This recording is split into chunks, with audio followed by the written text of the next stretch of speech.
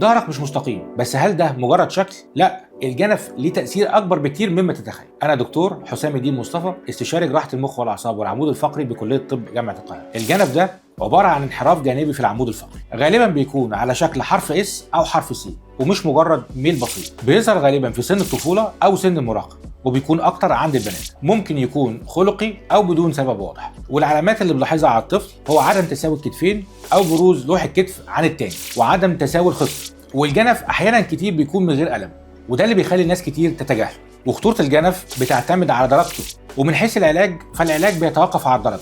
لو الدرجه بسيطه المريض هيحتاج فقط المتابعه، ولو الدرجه متوسطه هيحتاج علاج تحفظي او العلاج الطبيعي، وفي الحالات المتقدمه لازم التدخل الجراحي. بس الكشف المبكر بيفرق جدا في النتيجه، وبيخليك تحمي عمودك الفقري. لو عندك المشكله دي تقدر تشرفنا في العياده او تبعت لنا على رساله.